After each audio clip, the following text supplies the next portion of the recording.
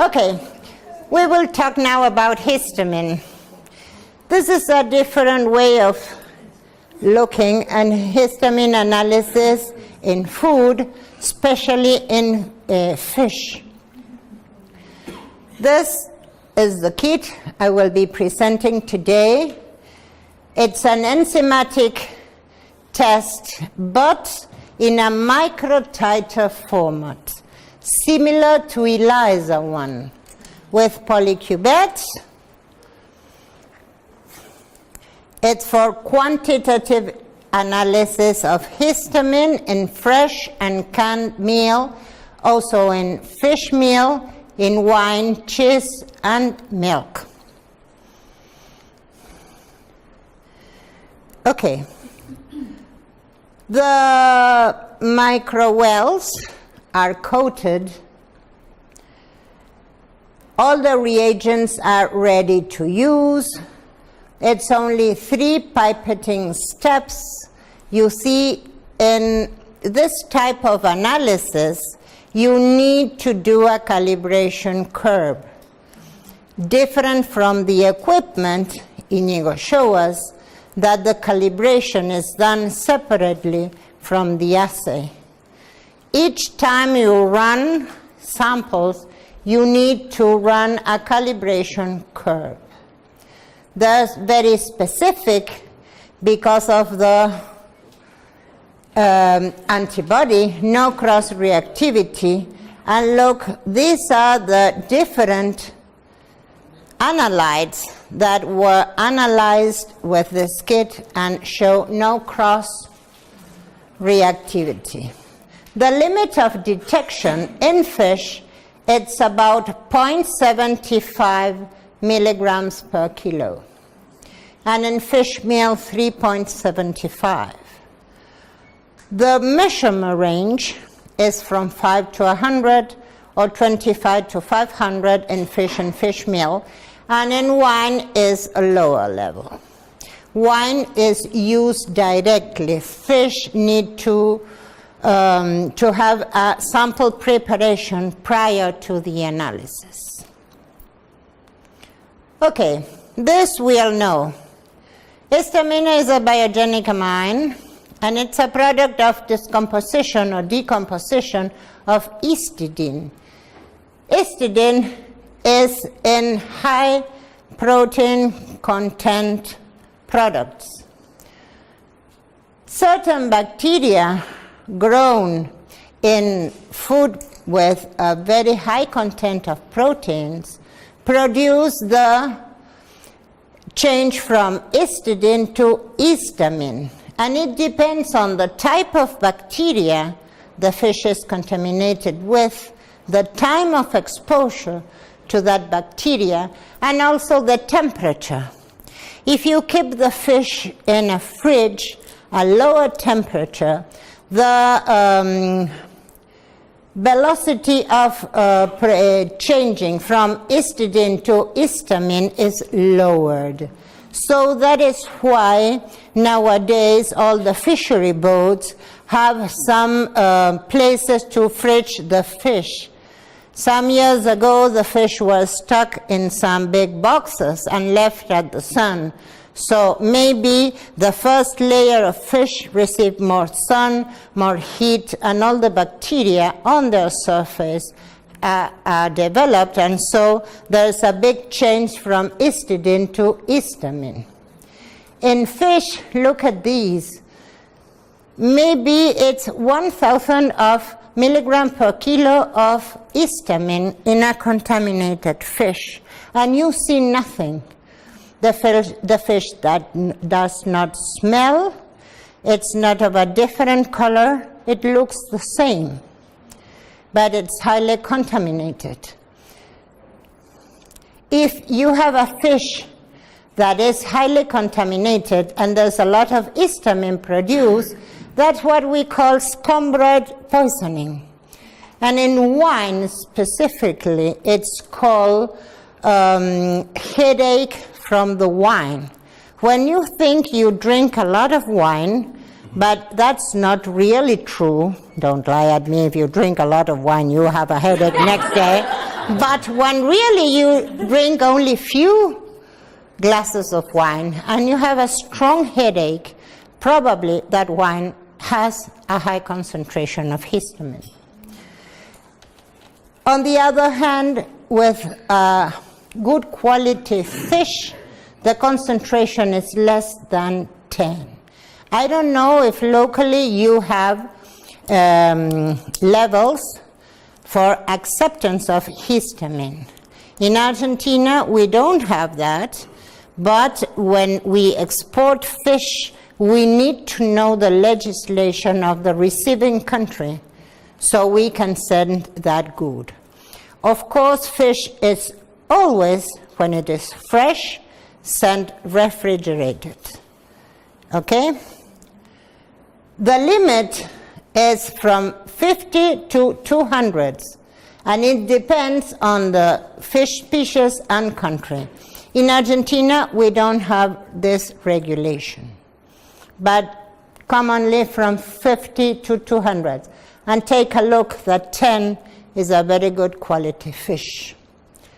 Similar concentrations have been found in cheese, but take a look on wine, it's lower. That is why the cutoff value in wine is much lower than in fish and cheese. Okay, if you have the fish under 5 degrees centigrade, the production of histamine is not stopped, but it's lowered to a very high level. So if you are exporting this by ship, maybe from America to Europe, it takes about 3 days.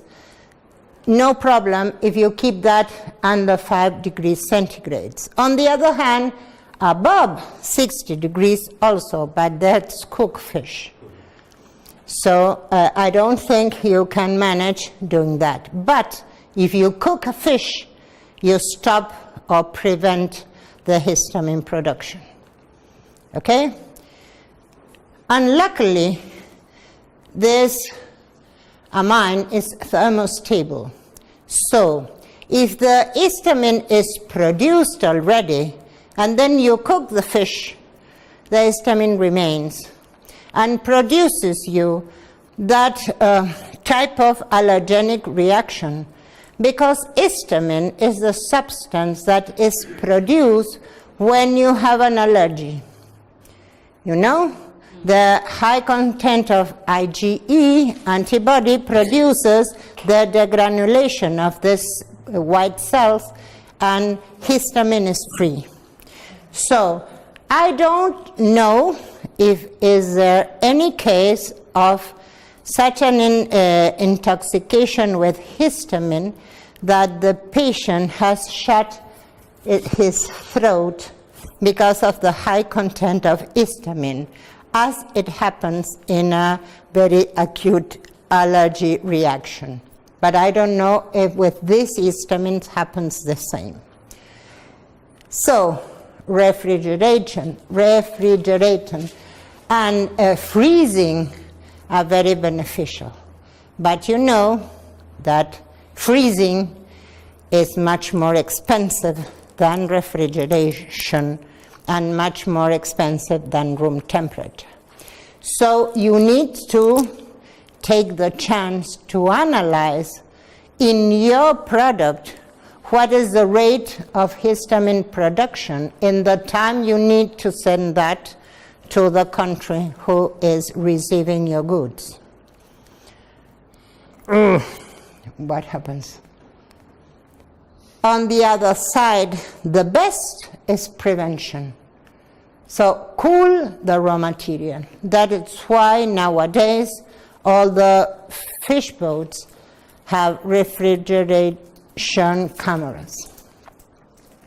Okay, this is the chemicals. That's for you, so you understand that better.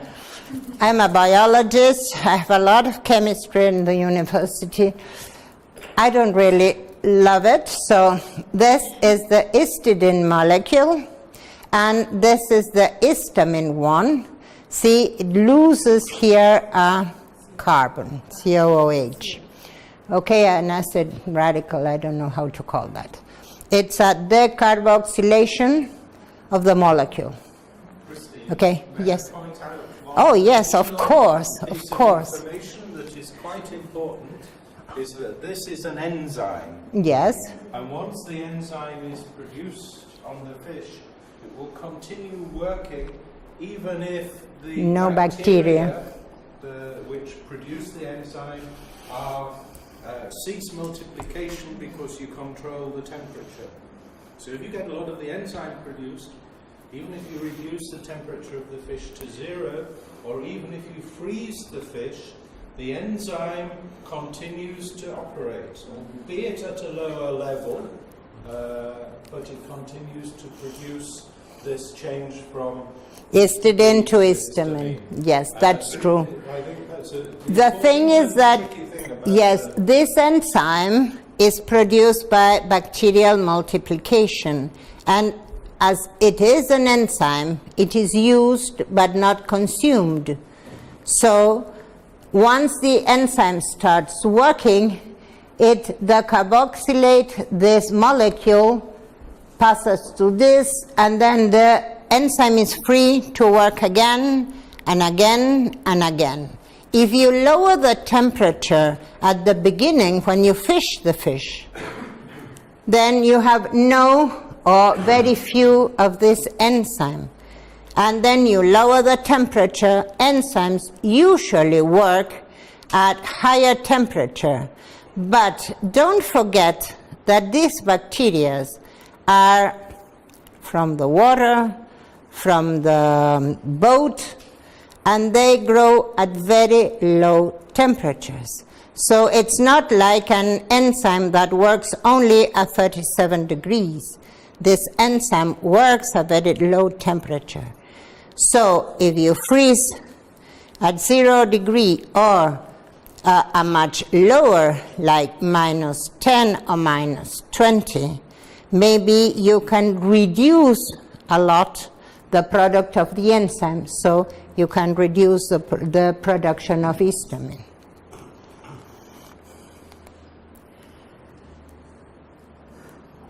When you have histamine, that indicates that you have a spoiled food. Even though it looks nice, even though you see nothing, even though when you know about fishes that have been caught when you go to a fish store, I was taught, okay, look at the eyes will shine, look at the branchias, I don't know, the breathing systems, they should be red, gills, okay? Look at the flesh if they have fillets, but you see nothing if they have histamine. So you don't think that if you see the fish in very good and healthy conditions, that fish doesn't have histamine. Also is a product of fermentation in wine and in cheese also. So this analysis should be made by all the industry processing fish, the labs in the wineries, and also the contract labs. And of course, all the controlling labs of the different places in the world. I forget the word country, and I say países, it's countries. So, if you are in a reference lab or a controlling lab, you should make histamine analysis. Okay, the basis of the reaction is an enzymatic reaction. This microtiter is coated with this reagent that it's an electron carrier. Why? Because you put also a dye. And when the reaction occurs in the presence of this enzyme, you have histidine passes to imidacetaldehyde. All that word. Imidoacetaldehído, we call that in Spanish. The forming dye with a change of color is measured in a spectrophotometer, and it is directly proportional of the quantity of histamine in the sample. But as we are making a correlation between color of the dye and concentration, we need a calibration curve. Dose response. That's why we make a 6-point calibration each time we make this type of analysis. Okay?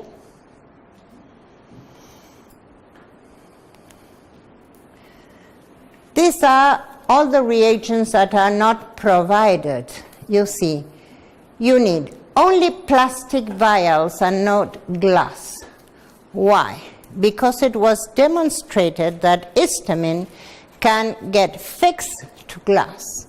So if you prepare the sample in vessels that are not plastic vessels, but they are glass vessels, you can be losing sample. You can be losing histamine from your sample. So you should use plastic in whatever analysis you do. For histamine, you need to use plastic. What type of plastic? Especially polypropylene. This is the best, but this is the more expensive. So you can use what plastic you have in your lab. You need something to mix the sample. We call that vortex. If you don't have a vortex, you can do like this and shake it. 100 samples shaking like this, it somehow bought some variables pipettes, but look, very small ones. A spectrophotometer, but it's in the microtiter way. So the lights come on top for the ELISA, for the ELISAs, reading at 450 nanometers. That's in the visible, because you can see the color. And this is a soft that we offer for free when you buy the kit, so you can make all the statistic calculus. It's like, you see, you have some programs like statistics, for example, that you enter the values and then you get the curve drawn. But this is one that our Biofarm has developed, and it's given for free for each customer that buys the kit. For fish analysis, we also need these vials, screw caps, 50 milliliters,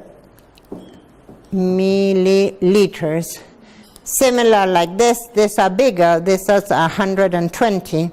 Those like Falcon tubes from 50 ml. You need an homogenizer, maybe ultra-Turax mixer or laboratory mincer, because I throw the fish out. You cannot use that fish in that big piece. You have to cut that in small pieces. Try and make all the sample preparation at low temperature, because if it takes too long in the lab, the possible bacteria that are contaminating are still producing histamine, so you have a higher value than the real one. For this sample extraction system, you need a water bath, a boiling water bath, because the extraction is made with water in a boiling bath. And you need to centrifuge the sample. So you need a centrifuge and centrifuge vials, also plastic. Okay? This is the sample preparation. 5 grams of homogenized sample placed in a 50 ml polypropylene vial with a screw cap.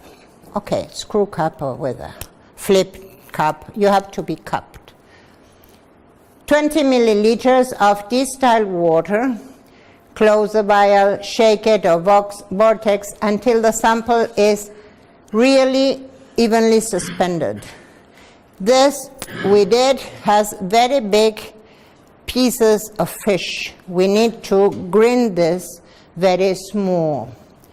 Then you have to incubate 20 minutes in boiling water bath and shaking for time to time. There's a word we use for floating. So we need the sample to be floating on the boiling water. For that we have some special racks that float on water. If not, we have some foam, white foam. You can put the tubes. If you buy this polypropylene 50 milliliters tube, they come in foams. So you can get the tube across and leave them floating on top so that sample is really inside the boiling water.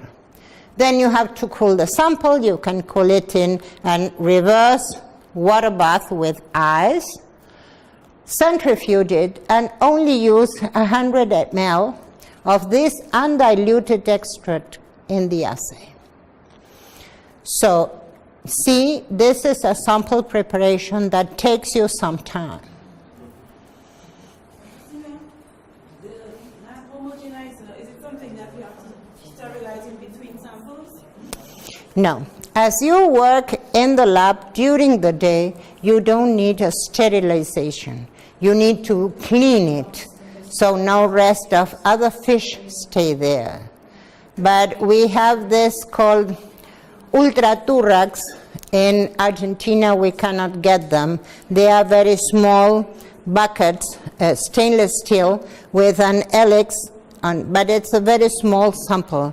So we use this grinding for coffee, familiar coffee grainers.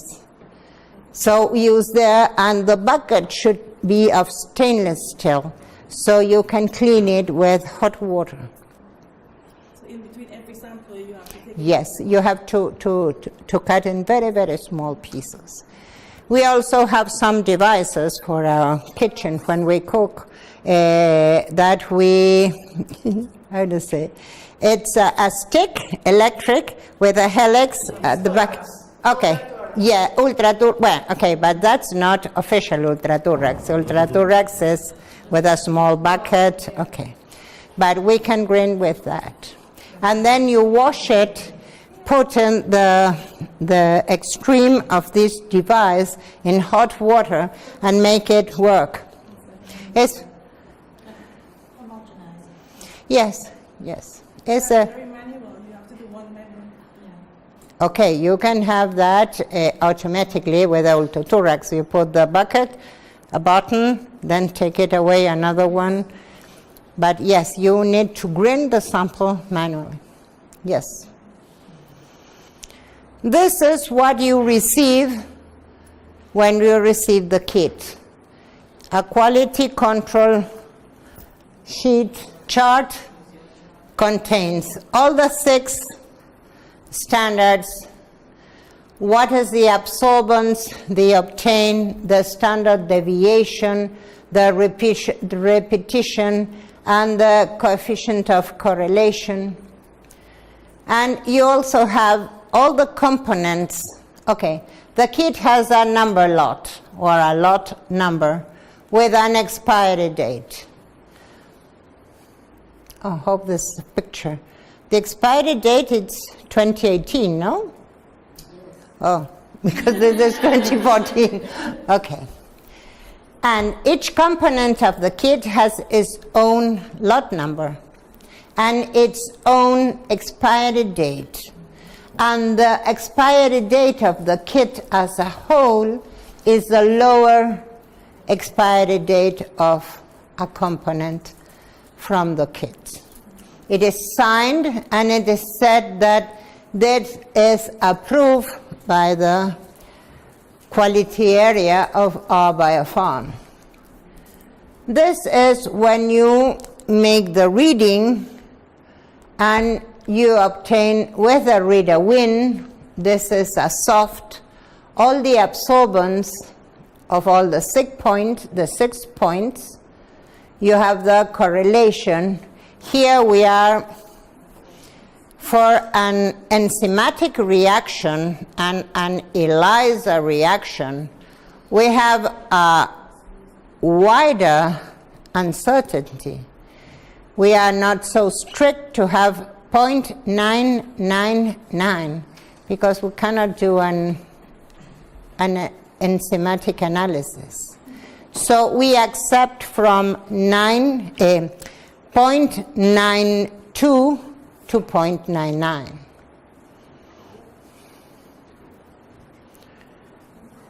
This is how the results are presented. These are all the 6 standards. These are the absorbance. You have to read and duplicate twice. So our A1, A2. And these are the samples with examples. This is a real, with all the mean absorbance, the coefficients of variation. Take a look that we accept at least 10% in this type of assays. This is the dilution you make because you may have high results or low results, so you may need to make some dilutions of the sample. The samples are diluted in water, and these are the results you obtain. If the results go too high as this higher, in this, this is lower. In this case, it's lower than the limit of quantitation, but you can have a sample higher of the limit of quantitation, so it is stated in red. Yes. So this is something as a tool to help you make all the calculations. You have to make this analysis in a regression type of analysis, statistic analysis. And you need to do your calibration curve so you can correlate absorbance with concentration. Yes? If you don't do this when you analyze a sample, you only obtain absorbance, and you know nothing about concentration. Okay? And I think when this kit was delivered to the market, they participate with some rounds in interlaboratory rounds. This belonged to FAPAS. Biopharm in Argentina is an official distributor of this interlabs rounds. So take a look. These are the assigned value by FAPAS, and these are the values obtained for the samples analyzed with this reader screen histamine enzymatic. These are the two-fold zeta score range. So it fits very, very good, mostly in the middle. Remember that the cutoff value is from 50 to 100, depending on the country. So this sample is high, this sample is high, but these two samples are very low. And these are the ones difficult to obtain a very good and accurate result. Okay.